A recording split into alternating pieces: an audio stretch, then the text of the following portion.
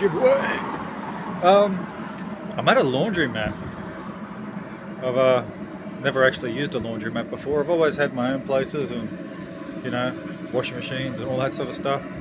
So, but since I'm in a motorhome and I'm sort of traveling around, I've gotta get my stuff clean and shit.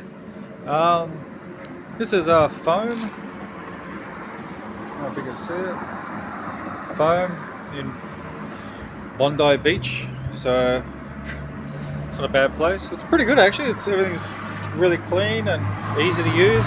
Of course, I stuffed it up the first time I did it. But yeah, you just select your machine, throw it all in there, hit the play button, and off it goes. So now I'm just waiting for stuff to happen.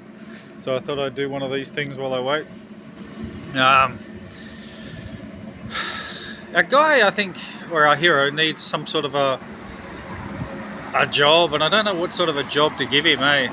Like, he could be like I don't know, I'd love to have a laundromat. You know what I wouldn't mind doing when it comes to movies is use the movie budget to buy businesses or buy properties as well and include it in, and then you could use that as an ongoing revenue stream as well.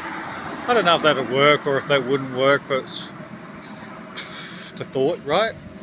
But yeah, I mean, I think he needs a job, but I don't know what sort of job he should have, like whether it should be something that's like fighting related or maybe a caring type of job. Maybe he's like a nurse or something and works in mental health or something like that and helps people. I think his nature should be kind of caring.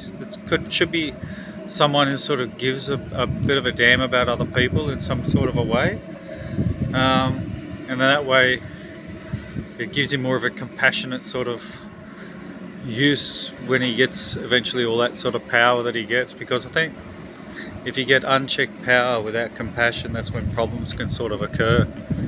So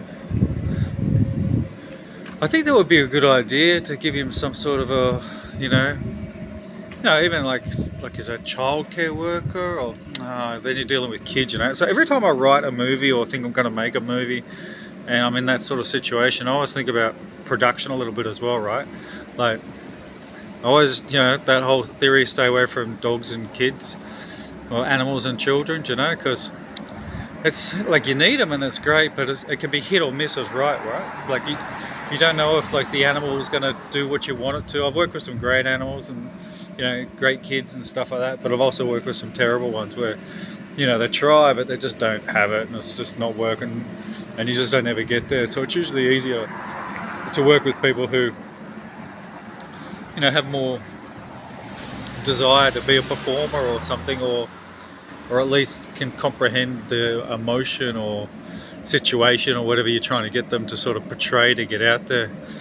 But yeah, I do think that our characters should have some form of compassionate role in their life, like I just think it would make it easier for that sort of overall transition for them, that because if when they die and they get given this ultimate sort of ability to be able to do whatever they want, you kind of have to have a reason why this one doesn't go rogue like the last one did.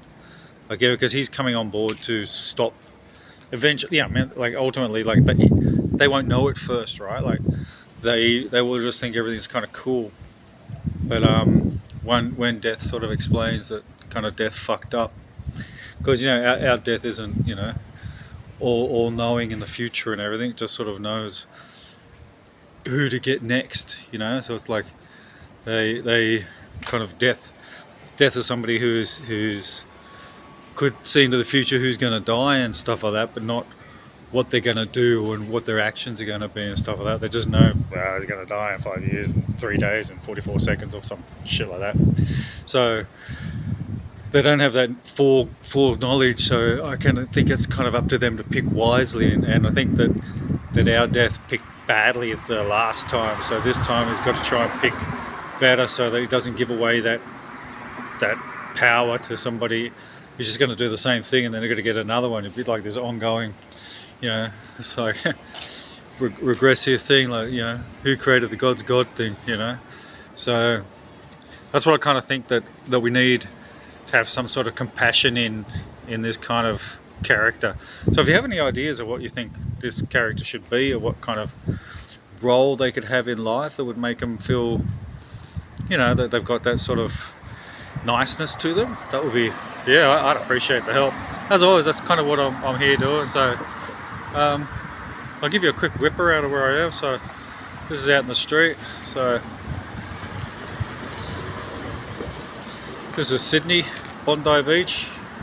Well, not Bondi Beach. Bondi Beach is actually like, where are we? It's like probably like down that way, about 4 blocks. So if you know Sydney, if you know Bondi, you know, it's a pretty iconic kind of beach. So yeah, just up there is where all the clubs and pubs and stuff are. So if you're young and cool and you want to go out there and meet people, that's kind of the spot to be, I guess. But I'm none of those things, so I will just hang out here.